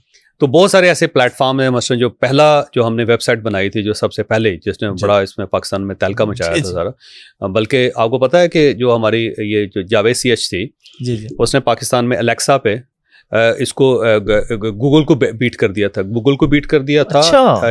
यानी ऐसा भी तजर्बा हुआ कि एक पाकिस्तानी वेबसाइट जिसके अंदर सिर्फ खबरें हैं, उसे सब वो बीट कर दिया। यानी वो उस वक्त जाके हमने ये काम किया। अच्छा, उसको मैंने पिछले तकरीबन 8 साल हो गए, मैं एक पैसा नहीं मैंने बेनिफिट लिया उससे। अच्छा, हाँ बिल्कुल नहीं बेनिफिट। एम्प्लॉयमेंट क्रिएट हो रही है, लेकिन वो लोग हैं उन सब के हवाले कर दिए। मैं सिर्फ उसकी बदनामियां घेरता हूँ, बदनामी मेरे खाते पड़ती, लोग ये कहते हैं कि यार ये खबर क्या लगा दी सर। लेकिन उससे ये है कि 35 लोगों की फैमिली चली है उससे, माशाल्लाह। तो सेम इसी तरह अब ये देखिए जो आईबैक्स है, देखिए तो आपने खुद आप में है, तो कितने लोग हैं। बिल्कुल, जहाँ पे एम्प्लॉयमेंट ना भी हो हम वहाँ पे भी क्रिएट करते हैं। हम ये नहीं कहते कि एक आदमी है वो चाय भी लेके आएगा तो साथ वो वॉशरूम भी साफ करेगा, नहीं, वॉशरूम के लिए बंदा अलग होगा, चाय के लिए अलग होगा बंदा। आपने देखा, उसकी वजह ये है कि हमारा ये फर्ज है कि हम एम्प्लॉयमेंट क्रिएट करें। ये छोटी कंपनी से ये चलेंगी ना, तो फिर उसके अब आपने हमारा यूट्यूब चैनल है, तो उसके लिए प्रॉपर बंदे रखे हुए हैं अलग। इवन जो आपने शायद थंबनेल्स वगैरह बनाने के लिए आपने बंदा नहीं रखा होगा, हमने थंबनेल बनाने के लिए बंदा अलग रखा होगा। मैंने भी रखा हुआ। हाँ जी, अच्छे थंबनेल बनाने का बिल्कुल अलग, वीडियो एडिटर अलग है, थंबनेल बनाने वाला अलग है बंदा। तो उसकी वजह यह है कि आप मैक्सिमम एम्प्लॉयमेंट क्रिएट करें। तो मैं समझता हूँ कि मेरी जरूरत जो है वो मुद्दत होगी, पूरी होगी। अब मेरी जिम्मेदारी है कि मेरी वजह से लोगों की जरूरतें पूरी होनी चाहिए, तो हम उसको ये कोशिश करते हैं। दूसरा ये है कि अगर आप प्लेटफॉर्म क्रिएट नहीं करेंगे तो लोग सीखेंगे कहाँ से। ये मसला आपका कैमरा मैन है ना, यही आदमी कल डायरेक्टर बनेगा, बड़ा अच्छा प्रोड्यूसर बनेगा। और अगर फ़र्ज़ करें कि आप ये जॉब अपॉर्चुनिटी क्रिएट नहीं करेंगे तो ये और इसका टैलेंट तो फौत हो जाएगा बड़ी जल्दी, इसको तो प्लेटफॉर्म नहीं मिलेगा सर। बजाय इसके कि आप खुद ही आएँ, थैला खोलें या 2 माइक लगाएं और आमने सामने बैठ के खुद कैमरे को देखते रहेंगे। बिल्कुल, ये जो हमारे ऑडियो रिकॉर्ड कर रहे हैं इसकी तो अब शादी होने वाली है। नहीं, बहुत अच्छी बात है, बच्चे भी पैदा करेगा ये। वैसे तो मौलवी है, तो शर्म कर यार। लेकिन बच्चे पैदा करना सबका हक है। तो इसमें यह है कि हमारा मॉडल मुख्तलिफ है। हम शेयर होल्डर्स बनाते हैं, हम एम्प्लॉय नहीं बनाते। तो उसकी मेन रीज़न ये है कि अगर आपको अल्लाह ताला ने इस्तिताअत दी हुई है तो सिर्फ ये नहीं है सारा केक उठा के घर ले जाएं और ख़ुद खा के बदहज़मी कर लें और उसके बाद वॉशरूम में बैठे रहें, बल्कि आपको चाहिए कि आप सोसाइटी के अंदर ऐसी चीज़ें क्रिएट करें। बड़े बड़े सारे दोस्त एतराज़ करते हैं, यार तू क्यों काम करता है? मैं कहता हूँ मुझे मज़ा आता है यार काम करने, बजाय इसके मैं फजूल बैठा रहा हूँ, मैं अपने टाइम को मैक्सिमम यूटिलाइज़ क्यों ना करूँ। तो मैक्सिमम यूटिलाइज़ करते हैं और उसके बाद जब लोगों के घरों में सैलरी जाती है मुझे खुशी होती है। मुझे ये बताता है कि मेरी बच्ची पढ़ रही है, मुझे बड़ा मजा आता है यार बच्ची पढ़ रही है उसकी, माशाल्लाह। तनकीद को कैसे लेते हैं? आप पे बहुत तनकीद होती है, कोई ना कोई आए दिन कभी किसी खबर पे होगी, चलें आज का तो ये वीडियो वाला पीछे इशू बना इस पे होगी, कोई ना कोई, वो हकीम वाली हो या आपने वो उस पे लोगों ने कहा जी हकीम जावेद चौधरी साहब। अब इस चीज को कैसे आप फेस करते हैं? लेकिन आपके पास आपसे दो चॉइस होते हैं कि लोग यहाँ आप पे तरस खाएं या फिर आपसे हसद करें। आपके पास दो ही ऑप्शन है, ठीक है, या आप हसदीन पैदा कर लें या आप तरस खाने वाले पैदा करें। ठीक है, अगर आप नाकाम होंगे तो हर आदमी आप पे तरस खाएगा कि बेचारा हाफिज यार कहाँ से कहाँ पहुंच गया यार इस टाइम, यार अब देखो खाने के लिए तरस रहा है यार देखो मुंह लटका हुआ है इसका और इसको मुंह खोल के ना दवाई डाली जाती है बेचारा। और दूसरा ये है कि यार ये बंदा बड़ा वाहियात है, मोटरसाइकिल पे आया था, अब देखो 7 सीरीज BMW के अंदर फिर रहा है, मैं जानता हूँ इसके बचपन को। अब लोग कहते हैं दूसरा ऑप्शन ये है, तो आपके पास ये ऑप्शन, तो मैं दूसरे ऑप्शन पे जाऊँ। अगर आप काम कर रहे हैं रोजाना, ठीक है, जिंदगी में आगे बढ़ रहे हैं, तो आपके हासिदीन भी होंगे, लोग आपको क्रिटिसाइज भी करेंगे। मसलन अगर फर्ज करें आप बर्तन धो रहे हैं ना जी, जब आप बर्तन धो रहे हैं तो आपके हाथ से बर्तन निकलेगा भी, टूटेगा भी। जब टूटेगा लोगों को आवाज भी आएगी, लोग शोर भी करेंगे। दूसरा तरीका है कि आप बर्तन धोना बंद कर दें। मैं आज अगर काम करना बंद कर दूं, कोई तनकीद नहीं होगी मेरे ऊपर। बिल्कुल, अगर हो रही है तो इसका मतलब मैं कुछ कर रहा हूँ, कुछ कर रहे हैं तो हो रही है, मैं कुछ कर रहा हूँ तो होगी सारी। ठीक है, मतलब जिन लोगों ने पाकिस्तान नहीं बनाया था उनमें से एक बंदे को भी दुनिया में आज कोई शख्स नहीं जानता। कायदे ने बनाया, कायदे पे आज भी क्रिटिसाइज किया जाता है, जो करेगा क्रिटिसिज्म उसके ऊपर होगा। तो क्रिटिसिज्म तो बड़ा पॉजिटिव चीज होती है, तो उसको हैंडल करने के लिए सबसे बेहतरीन तरीका यही है कि क्या लगाएं, आगे बढ़ें। और दूसरा एक और चीज है, मैं अक्सर लोगों को कहता हूँ यार क्या तुम मुझे जाती तौर पे जानते हो? बंदा कहता है मैं नहीं जानता। मैं कहता फिर तुम्हारी जो राय है उसकी क्या वैल्यू? तो जानते नहीं मुझे। अलबत्ता आप मुझे जानते हैं ना, जब आप मेरे बारे में बात करेंगे तो फिर मुझे सीरियस लेना चाहिए उसको कि ये बात। और जानने के लिए जरूरी है कि आप इनके साथ ट्रैवल करें, क्योंकि सफर में बंदा ज्यादा जानता है एक दूसरे को। इसका फायदा शुमाइल उठाएगा। नहीं, शुमाइल मेरा दोस्त है जी और हमेशा बड़ा अच्छा उसके साथ ताल्लुक रहा है।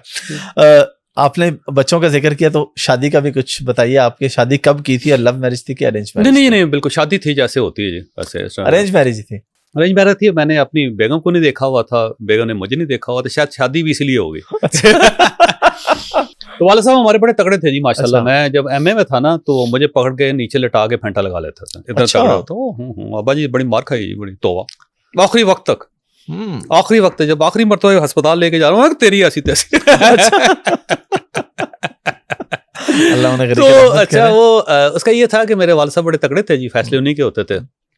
तो मैं MA करके आया, मैंने नए वक्त में जॉब कर ले, तो मैं वापस गया लाला मूसा। तो उन्होंने कहा आजा यार तेरे वास्ते खुशखबरी। मैंने कहा, उन्होंने नीचे बिठाया मुझे साथ बिठा के, उन्होंने जेब से एक वो निकाली अंगूठी, उन्होंने कहा उंगली ले आते, उस पर डाल कर तेरी मंगनी होगी।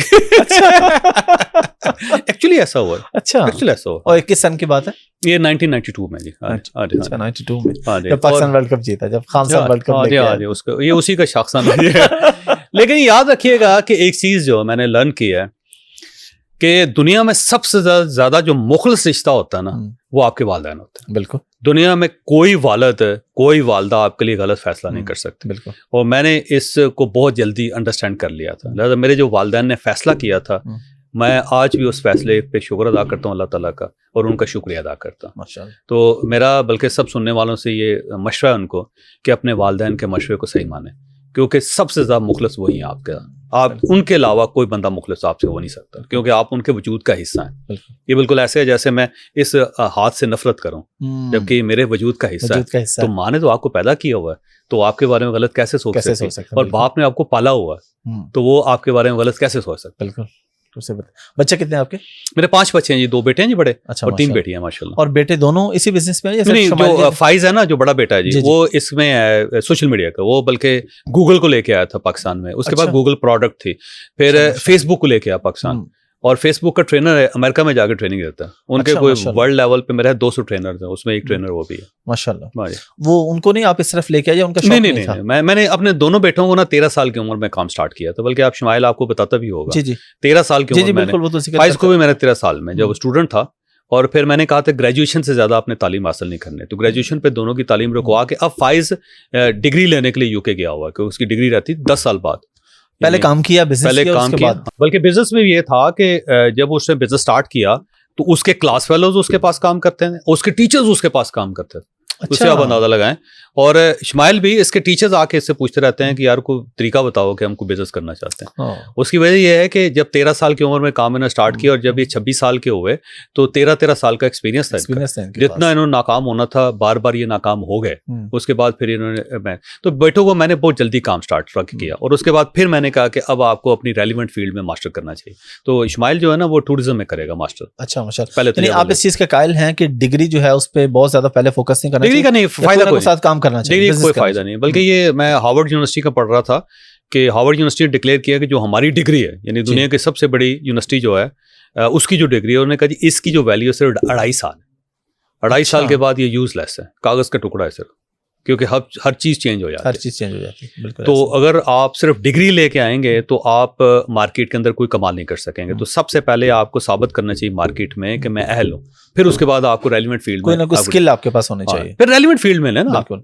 वैसे आप देखें आप आईटी का बिजनेस करते हैं ना जी? जी बिल्कुल। आईटी में क्या करते हैं? अमेज़न पे मतलब ऑनलाइन सेलिंग। ऑनलाइन अब आपको डिग्री लेनी चाहिए ऑनलाइन सेलिंग पे, तो वो आपका रेलिवेंट होगा फील्ड। बिल्कुल। और उसके बजाय अगर आपने एमबीए किए हो 18 एमबीए कर लें, क्या फायदा होगा उसका जब आपके पास कोई प्रैक्टिकल कोई एक्सपीरियंस नहीं है, कोई फील्ड नहीं है। बल्कि कई लोग आते हैं ना जी आपके तालीम के खिलाफ हैं। मैंने कहा यार सबसे अच्छी यूनिवर्सिटी कौन सी लगती है तुम्हें? कहते हैं ऑक्सफोर्ड। मैंने कहा मैं आज से तुम कहना शुरू कर दो कि मैं ऑक्सफोर्ड से ग्रेजुएट, कोई बंदा नहीं पूछेगा तुमसे।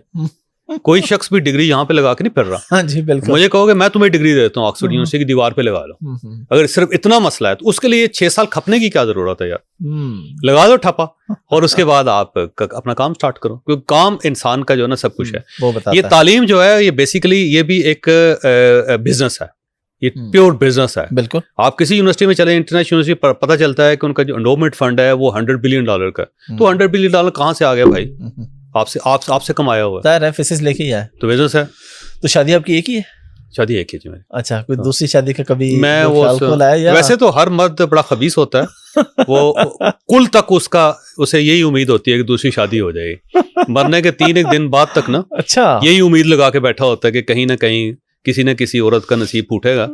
लेकिन मेरा जाती ख्याल ये है सर कि अक्सर मैं कहता भी हूँ लोगों से कि इंसान के लिए, मर्द के लिए एक अल्लाह ताला, एक बीवी और एक मोबाइल फोन काफी होता है। अच्छा, जब आप दो कर लेते हैं ना, 2 खुदा कर लेंगे, 2 बीवियां कर लेंगे, 2 मोबाइल फोन ले लेंगे तो आपकी जिंदगी अजाब हो जाएगी। एक मोबाइल रखा हुआ, एक बीवी है, एक अल्लाह ताला काफी है जी। आप सब सुभान अल्लाह, क्या बात है। चौधरी साहब, आपने तो बड़ी मुश्किल वक्त गुजारा और फिर आपकी जॉब हो गई। अब आप नौजवानों को तरीके सिखा ले होते हैं कि जॉब लेने का तरीका क्या है, तो कोई जरा गुर हमारी ऑडियंस को भी दे दें, कुछ 6-7 या 4-5 ऐसे गुर बता दें कि हर बंदा नौकरी की तलाश में, उसको नौकरी कैसे मिलेगी। पहली बात तो ये कि नौकरी की तलाश बंद करें। नौकरी जब आप लेने जाएंगे तो कोई शख्स आपको नौकरी नहीं देगा। आपको सिर्फ एक काम करना चाहिए कि आपको एक स्किल आनी चाहिए और उस स्किल को बेचने के लिए आपको एक मार्केट चाहिए।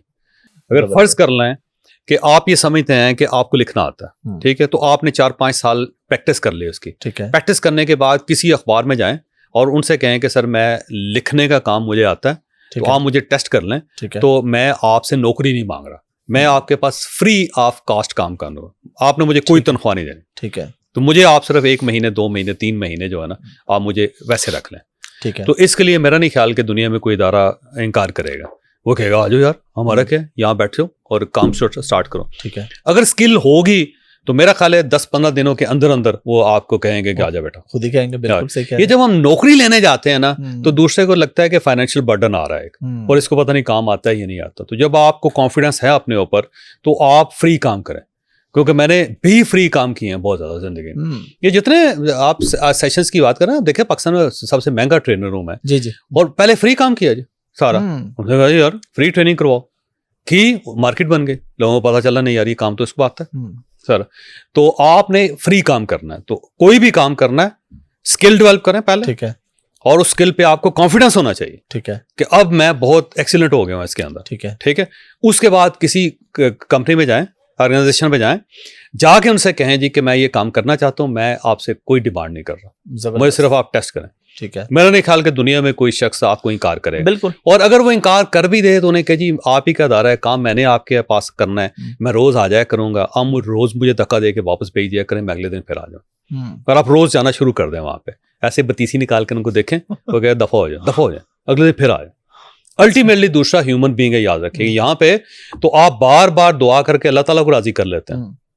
बिल्कुल बिल्कुल। यहाँ पे तो आप बार बार मांग के दुआ करके अल्लाह ताला को राजी कर लेते हैं, जिसने फैसला किया हुआ है कि मैंने तुम्हें नहीं देना, और इसके बावजूद कुदरत मान जाती है। तो ये तो ह्यूमन बींग्स हैं, इंसान है, और उस इंसान को आप अगर अपनी प्रोफेशनलिज्म से, अपनी एफर्ट से अगर राजी नहीं कर सकते, तो फिर मेरा नहीं ख्याल कि आपको इंसान कहलाने का हक है। इस तरह तो कुत्ता और बिल्ली जो होता है ना, वो आपके घर के सामने बैठ के चूं चूं करना शुरू कर देना, आप अल्टीमेटली उसको रोटी डालने में मजबूर हो जाते हैं। ये तो फिर ह्यूमन बीइंग है, इंसान है। तो आपने करना ही, स्किल होनी चाहिए आपके पास। खाली हाथ अगर जाएंगे ना तो फिर जूते ही पड़ेंगे आपको। तो करके उसके बाद फ्री काम करें, महीने के अंदर अंदर आपकी मर्जी का काम मिल जाएगा। फिर एक और चीज है, पूरी जिंदगी नौकरी नहीं करने। अब नौकरी के लिए बेहतरीन जो तरीका है ना, वो ये है कि 1000 दिन नौकरी करें, 1000 डेज, उसके बाद अपना काम स्टार्ट कर लें। ठीक है, तो अल्लाह ताला आप करम करेगा। नौकरी में बरकत नहीं होती, याद रखिए। हमारा भी यही, हम लोग भी स्किल सिखाते हैं। तो मैं साथ अपना भी बता दूं, किसी ने सीखनी है तो हमसे भी राब्ता कर सकते हैं। डिजिटल मार्केटिंग, ऑनलाइन, ये चीजें हम लोग सिखाते हैं। अच्छा, ये जो आपने बात की कि बार बार जाएं, आपका भी ऐसा कोई वाकया है? मेरा तो है, मैंने जो नए वक्त में जॉब ली थी वो इसी तरह ली थी। वो बड़ा मशहूर है। वो काइंडली अगर आप दोबारा बता दें, क्योंकि मुझे छोटे भाई ने बताया था, मैंने कहा तो मैं चौधरी साहब से पूछूंगा कंफर्म। वो मैंने फैसला किया कि मैंने नए वक्त में जॉब करनी है जी। ठीक है। तो मैं एक थैले में ना एक किताब डाल के, मुझे आज भी याद है कि चार्ल्स डिकन का नावल था, ठीक है, टेल ऑफ टू सिटीज। ठीक है। और वो डाल के उसमें और 6 केले रह के, ठीक है, और 6 केले रख के एक छोटे से बैग में मैं नए वक्त चला गया। ठीक है। और उसका जो रिसेप्शनिस्ट था, उससे मैंने कहा कि यार मैं नौकरी करने के लिए आया। तो उसने कहा नौकरी तो नहीं है यहाँ पे। तो मैंने कहा ठीक है, कोई मसला नहीं। तो मैंने कहा यार गर्मी बहुत ज़्यादा है, अगर आप इजाज़त दें तो मैं इस बेंच पे बैठ के थोड़ी देर पढ़ता रहता हूँ, क्योंकि जाना तो मैंने है कहीं नहीं, कोई काम भी नहीं है, तो अगर आप इजाज़त दें तो बैठ जाए यार। तो वहाँ बैठ के, और साथ कूलर था, उसमें पानी पीता रहता था। एक केला खुद निकाल के खा गया, एक केला उसको निकाल के दे दिया। ठीक है। तो 6 केले जब खत्म हो गए, 3 वो खा गया, 3 मैं खा गया। उसके बाद मैंने थैला लिया और चला गया। और जाने के बाद मैं अगले दिन फिर वापस आ गया उसके पास, 6 केले और वही थैला। आज थोड़ा सा नावल पड़ा हुआ था, तो मैंने उससे कहा कि यार नौकरी, उसने कहा तू बड़ा भाई आता कल तू आया था। मैंने कहा चलो कोई मसला नहीं, अगर आप इजाज़त हैं तो आज भी बैठ जाता हूँ। उसने कहा तुम मुझे छेड़ रहे हो। मैंने कहा नहीं, ऑनेस्टली ऐसी बात नहीं। तो वो उसने बिठा लिया मुझे, तो मैं वहाँ बैठ गया, और इसी तरह वो दिन भी गुजर गया। आप अंदाजा नहीं करेंगे कि कितने दिन मैं वहाँ पे आता रहा। मेरा कोई सिफारिशी नहीं था, सिर्फ रिसेप्शनिस्ट था। ठीक है। और उसके पास मैं आके सिर्फ उसी से नौकरी पूछता था। रिसेप्शनिस्ट ने नौकरी तो नहीं देनी होती, लेकिन मैं सिर्फ उसी से पूछता था। और एक बार बारिश होगी, मैं नहीं आया, उससे अगले दिन आया, तो उसने कहा तू कल क्यों नहीं आया? अच्छा। मैं सारा दिन इंतजार करता रहा, केले आएंगे। वो इतना हो गया यूज टू। अच्छा। उसके बाद बहरहाल उसने जी मेरी सिफारिश की। मेरा जो पहला सिफारिशी था ना जी, वो रिसेप्शनिस्ट था। अच्छा। और उस रिसेप्शनिस्ट ने पीएन से सिफारिश की, और जो पीएन था वो मजीद निजामी साहब का पीएन था। ठीक है। उसने उससे कहा कि यार ये लड़का रोज आ जाता है, तो इसको जरा निजामी साहब से मिलवा दें। तो वो मुझे निजामी साहब के पास ले गया। मैं नए वक्त में खबर छपी थी मेरे गोल्ड मेडल की, तो मैंने उनको वो दे के ना, सर मैंने कहा जी मैंने गोल्ड मेडल हासिल किया हुआ है, तो आप मुझे जॉब दे दें। तो उसने कहा अच्छा ठीक है। उन्होंने कहा कि जो टेस्ट होगा, मैंने कहा ठीक है। उन्होंने किसी की रेफ़र कर दिया मुझे टेस्ट के लिए। मैं डेस्क पे चला गया। डेस्क पे चला गया तो वो ना उसको क्रीड आती थी, वो क्रीड, उसको क्रीड कहते थे, वो बेसिक टेलेक्स पे खबर आती थी। ठीक है। उन्हें क्रीड फाड़ी, ऐसे फाड़ के मुझे कहा इसका तर्जमा करो। अब जो तर्जमा किया, इंतहाई वाहियात तर्जमा किया मैंने। अच्छा। यानी उसका कोई सर पैर नहीं था। जिंदगी पहली मरतबा तर्जमा किया था। उन्होंने देखा, इस तरह देख के कहने लगे तू फेल है, नसीहत हूँ, तेरे वास्ते कम नहीं है। मैंने कहा अच्छा जी ठीक है। मैं उठ के चला गया। अगले दिन मैं दोबारा पहुंच गया। दोबारा पहुंच के ना जी, तो उनके पास चला गया। मैंने कहा जी मैं दोबारा टेस्ट देना है। मुझे कहा तू कल फेल है। मैं कहा जी काम कोई भी नहीं है, क्या कर। उन्होंने कहा ठीक है। फिर क्रीड फाड़ी उन्होंने, ला तर्जुमा किया, फेल हो। अच्छा। वापस चला गया। ठीक है। अगले दिन फिर आ गया। तो मैंने उनसे कहा कि हमीद अहमद नजीद नाम था उनका ना, बुजुर्गों का। अच्छा। तो मैं उनके पास फिर आ गया। उन्होंने कहा है तो लो क्रीड रखो। अच्छा, मैं ना उनके हाफिज साहब जाता रहा बड़े दिन, हर बार फेल होता था। ठीक है। अब मैं इस तरह था कि उन्होंने कहा कि ये कुर्सी है, इधर लगा दो, और क्रीड पहले से निकाल कर रखी होती थी। ठीक है। तो उसके बाद मैं आता था, बैठता था, तर्जुमा करता था, उनको देता था, नो करके वापस चला जाता। ठीक है। बल्कि फिर ऐसा हुआ कि मैं क्रीड करके ना वहीं छोड़ के चला जाता। अच्छा। पता था फेल हूं। ठीक है। अच्छा, करते करते ना एक दिन उन्होंने देखा, उसने कहा तनु आ गया। अच्छा। तो तुरंत आ गया। और साथ उन्होंने कहा कि दरख्वास्त ले। तो मुझे उन्होंने दरख्वास्त लिखने के बाद उन्होंने वहाँ पे ना एडिशनल, मेरा ख्याल है शायद एडिटर थे कोई, उनके पास ले गया, लेके कहने लगा जी निज़ामी साहब की सिफारिश आई थी इनके लिए, तो ये अब क्रीड तो सीख गया, तर्जमा कर लेता है, तो आप देख लें। तो उन्होंने मुझे कहा कि ज़ियाद साहब नाम था उनका, मैं थोड़ा सा नाम शायद बोल रहा हूँ, तो उस पर उन्होंने कहा कि देख लड़का काका, बात यह है कि जॉब हमारे पास कोई नहीं है, जगह कोई नहीं है, लेकिन मैं तुम्हारी दरख्वास्त रख लेता हूँ, ठीक है, और अपना नंबर दे दो मुझे, ठीक है, तो जिस दिन कोई जॉब क्रिएट होगी ना तो मैं तुम्हें बुला लूँगा, ठीक है। तो मैंने कहा जी ठीक है। तो मैं हॉस्टल में रहता था, तो मैंने हॉस्टल का नंबर उन्हें दे दिया, ठीक है, और उसके बाद मैं चला गया। अच्छा, अगले दिन मैं दोबारा पहुंच गया वहाँ पे। अच्छा, इस काम के लिए याद रखिएगा कि आपके चेहरे पे मुस्कुराहट नहीं होनी चाहिए। अच्छा। दूसरा आदमी आपके सर में कुछ ना कुछ चीज मार देगा, कोई कहेगा यार मुझे चढ़ा रहा है। नहाई संजीदगी के साथ मस्कीन सी शक्ल बना के आपने पहुंचना है। जैसे अल्लाह ताला कहता है ना कि मेरे पास आना तो ना मस्कीन शक्लें बना के आओ, दांत ना निकाल के आओ, सेम इसी तरह लोग भी होते हैं। तो शक्ल में बड़ी पक्की मस्कीन बनाता था। अच्छा। तो मैं ना अगले दिन उनके पास पहुंच गया, तो मैंने कहा सर वो कल मैंने दरख्वास्त दी थी। कहा उसने कहा मैंने तुम्हें कहा था नंबर दे दो, जिस दिन जॉब होगी तुम्हें बुला लिया जाएगा, और तू फिर आ गया पगलोल। तो मैंने उससे कहा सर मसला एक है कि उधर मोबाइल फ़ोन तो थे नहीं उस वक्त। मैंने कहा जी जो नंबर मैंने आपको दिया है ना वो है हॉस्टल का नंबर, वहाँ पे लड़के लड़कियों से बातें करते रहते हैं, फ़ोन रहते हैं एंगेज, ठीक है। मुझे खतरा है कि किस दिन आप फ़ोन करते रहेंगे और फ़ोन मिलेगा आपको एंगेज, ठीक है, मेरी नौकरी जाएगी। तो उसने कहा फिर इसका हल क्या है कि फ़ोन लगवा के दूँ तुम्हें वहाँ पे। मैंने कहा नहीं सर, इसका बड़ा सिंपल हल है कि आपका उसका कमरा था ना जी, तो उसके ऊपर दरवाज़ा था, उसके ऊपर एक शीशा लगा हुआ, ठीक है। मैंने कहा सर मैं काम कोई नहीं, मैं लाइब्रेरी जाता हूँ, सिर्फ किताबें पढ़ता हूँ, ठीक है, मैं रोज़ यहाँ पे आ जाया करूँगा, ठीक है, मैं इस तरह करके शीशे में देखूंगा, आप अंदर से इस तरह कर दिया, मैं वापस चला जाऊँ, ठीक है, मैं डिस्टर्ब नहीं करूँगा, ठीक है, ठीक। उसके बाद इस तरह हुआ कि मैं रोज़ जाता था जी, सर ये करता रहा जी, पता नहीं 28 एक दिन मेरा ख्याल है इस तरह ये काम चलता रहा। अच्छा। और उसमें भी बल्कि ये उनको इतनी आदत हो गई थी ज़ियाद साहब को कि वो इंतजार करते होते थे, उनको अब ना जरूरत कि अभी आएगा ये। अच्छा। और एक दिन नहीं आया तो उनको बड़ी तकलीफ हुई इस चीज़ की कि वो इतने यूज्ड टू हो गए कि यार ये जैसे होता है ना बिल्ली रोज बोल रही हो तो आपको, या मुर्गा रोज बांग दे के आपको जगा रहा हो, जिस दिन मुर्गा फोत हो जाए आप कहेंगे यार ये तो सुबह नहीं हुई आज मेरी। तो वो मैं गया ना जी वहाँ पे, तो जब नहीं एक दिन आया, अगले दिन उन्होंने बड़ा ठीक ठाक डांटा, तू कल क्यों नहीं आया। अच्छा। नौकरी भी नहीं, काम खराब हो गया। तो बहरहाल इस तरह हुआ कि एक दिन मैं आया ना, तो मैंने देखा कि ज़ियाद साहब सीट पे नहीं बैठे हुए, तो मैं बड़ा हैरान हुआ। मैंने देखा तो अंदर ज़ियाद साहब टहल रहे थे। अच्छा, यूं ही उन्होंने मुझे देखा, दरवाज़ा खोल के गर्दन से पकड़ के उन्होंने कहा तू बड़ा हरामी है, इधर आ, बड़ी गालियाँ दी उन्होंने। मैंने कहा सर क्या हुआ क्या है। उन्होंने कहा तू मेरी जिंदगी अजाब की हुई तू इतना लसूड़ा है, तू मेरी जिंदगी अजाब कर देगा सर, यार मैं रात को तुम्हारे बारे में सोचता रहता हूँ। तो इसलिए वाह यार चीज़ है। साथ उन्होंने बेल दी, बात बेल दे के ना, तो उन्होंने कहा शाह साहब को बुलाएं, तो शाह साहब को बुलाया, शाह साहब को बुला के ना कहने लगे तू ना खड़ा हो जा। तो मैं उनके साथ खड़ा हो गया, कहने लगा शाह जी की याद रखो यार लड़का जो है बड़ा पोटेंशियल है, एक कदे एक दिन आएगा, मैं जज्बाती हो रहा हूँ, थोड़ा सा इमोशनल हो रहा हूँ। उसमें उन्होंने कहा कि मैं आज आपको लिख के देता हूँ कि कभी ये लड़का वो है जिस पे आप लोग फख्र करें। और उस बंदे का नाम था अब्बास अतर, जो बहुत बड़े एडिटर थे, पर लो दिन है ये दिन। क्या बात खत्म हो गई माशाल्लाह, इंटरव्यू खत्म हो गया, बस इंटरव्यू खत्म हो गया। बाकी इस बात से तो ऐसा बहुत शुक्रिया आपके टाइम का, बड़ा मजा आया आपके साथ बातचीत करके, गपशप करके। लास्ट पे नौजवानों के नाम कोई मैसेज, नौजवान रातों रात अमीर होना चाहते हैं, तो कोई ऐसा फार्मूला हो तो वो प्लीज उनको बता दें, बगैर काम। दुनिया में आज तक कोई शख्स रात को अमीर नहीं हुआ, दिन को अमीर होता। ठीक है, दिनों में काम करें, रातों में ज्यादा इंतजार ना करें। ठीक हो गया, थैंक यू वेरी मच।